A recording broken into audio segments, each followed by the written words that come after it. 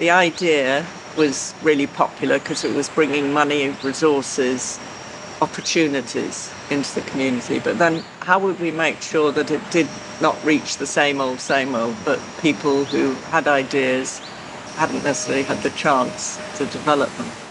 The real aim of the fund as we designed it was to really make everyone think they could develop an idea and get support. Then, with the fund, of course, also a little bit of economical support.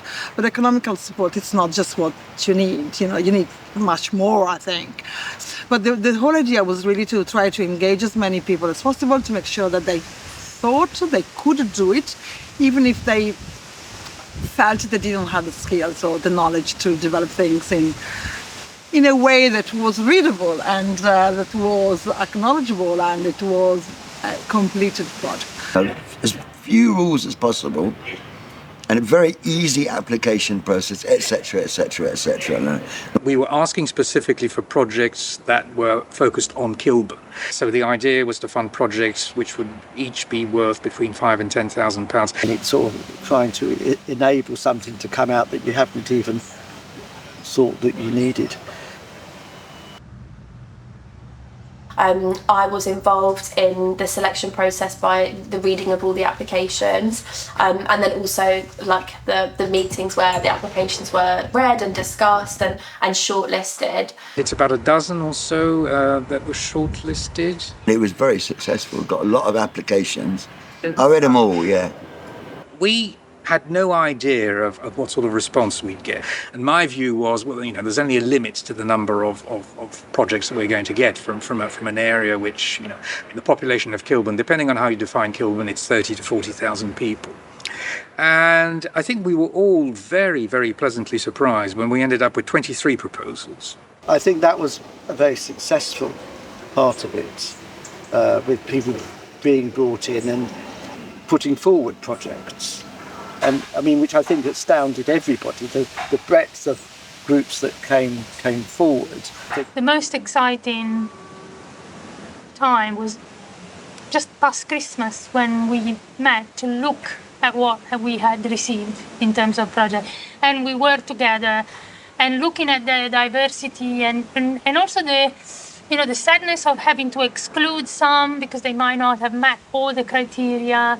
The time that we spend there thinking about how can we fund this project that we cannot fund now, how can we support these other projects. So to see in front of our eyes this wide range of projects that were all potentially successful, to see how rich was the creativity in Kilburn, to have been part of a project that triggered so much creativity. It was an amazing catalogue of creativity and aspiration and professionalism everywhere. What was my role? I guess just there was a group of us, and there was kind of an equal sense of role, but like just bringing like your eye in that group. So like your experience, maybe for me it would be like an awareness of like arts and cultural stuff in the area, but yeah, equally like just bringing whatever your kind of specialism is and looking at it through like that kind of lens. But yeah, also I think like I kind of saw my role in that selection process as like advocating for projects that I think maybe like need closer inspection and maybe more support, revisiting applications and making sure that everyone has understood like what the potential of a project really is, even though it's brand new and it might not be from an established organisation or a partner or have a building that they work in or be a charity, but actually that there's a real like need in our community for something like that. What was very innovative was that we agreed at the outset that the funding decision would be taken on the basis of a vote of local residents. And the votes took place both online and in person. The voting process was run over several weeks. The applicants behind the proposals were also allowed to promote their own applications. They helped with the publicity effort in a sense, even though they were doing it from the perspective of trying to garner votes for their proposals. Well, actually, we got a lot more votes than we expected in first place. So when, on the closing day, was like, wow, it worked, But then because we had so many votes and we could see the distribution of the votes, of course, we said, well, actually, I think this needs to be redeveloped. And in the first place, we wanted to go back to everyone else. Well, first to give them, to congratulating and give them a feedback of what they've done, because, just by itself. And then also add another layer of support or mentorship to try to see that project that wasn't successful in this funding, if you could have find another way to find, and then more funding came along. So that was an easier way to do it. There aren't very many cases of community projects such as this being awarded through public votes. So we'd like to think that we've set perhaps a little bit of a precedent, maybe.